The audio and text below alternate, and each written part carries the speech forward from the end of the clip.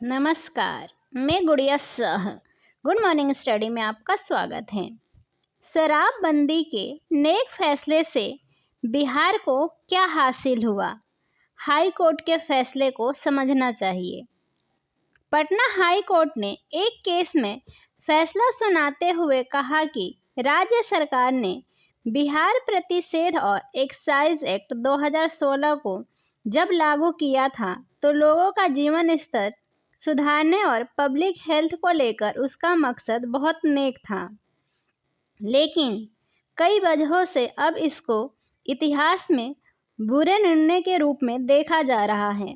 Justice Purnendu Singh ने एक police officer Mukesh Kumar Paswan की याचिका पर 29 अक्टूबर को फैसला सुनाते हुए ये टिप्पणी की। हाई कोर्ट की वेबसाइट में 13 नवंबर को इस फैसले को अपलोड किया गया। जस्टिस सिंह ने अपने फैसले में कहा कि शराबबंदी का पुलिस, एक्साइज, राज्य कमर्शियल टैक्स और परिवहन विभाग के अधिकारियों ने स्वागत किया, क्योंकि इससे उनको आर्थिक लाभ कमाने का जरिया मिल गया। शराब माफिया या सिंडिकेट ऑपरेटरों के खिलाफ कुछ केस दर्ज किए गए, लेकिन इसकी तुलना में आम गरीब आदमी के खिलाफ ढेर सारे केस दर्ज हुए।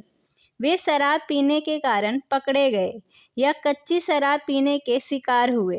कुल मिलाकर इस एक्ट का खमियाजा सबसे ज़्यादा गरीब आदमी को भुगतना पड़ रहा है। कोर्ट ने कहा कि इस एक्ट के कई ऐसे प्रावधान हैं जो पुलिस के लिए बहुत मददगार हैं। इन सब का लाभ उठाकर नए तरीकों का इस्तेमाल करते हुए मादक प्रतिबंधित पदार्थों को लाया जा रहा है और वितरित किया जा रहा है। कई मामलों में पुलिस और स्मगलरों की सांठगांठ भी देखने को मिलती है। Mukesh Kumar Paswan case. Mukesh Kumar Paswan Patna bypass police station के SHO थे। उनके स्टेशन के 500 मीटर के दायरे में एक्साइज ऑफिसर्स की रेड में विदेशी शराब पाई गई। पासवान को सस्पेंड कर दिया गया। हालांकि उन्होंने अपनी बेगुनाही के विश्वसनीय सबूत दिए, लेकिन इस कानून में ऐसे प्रावधान हैं कि यदि किसी पुलिस ऑफिसर के अधिकार क्षेत्र के भीतर शराब की रिकवरी होती है तो उसके खिलाफ दंडात्मक कार्रवाई होगी। उसी के तहत 2020 में विभागीय जांच के बाद पासवान को डिमोट कर दिया गया।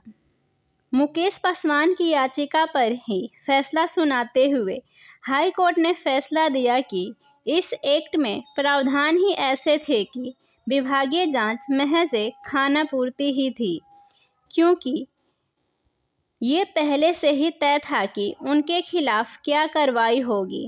कोर्ट ने लिहाजा मुकेश के खिलाफ की गई विभागीय जांच को निरस्त कर दिया और डिमोट करने के आदेश को खारिज कर दिया।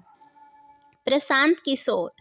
गौरतलब है कि हालिया समय में राजनीतिक स्तर पर शराबबंदी के फैसले का विरोध शुरू हो गया है।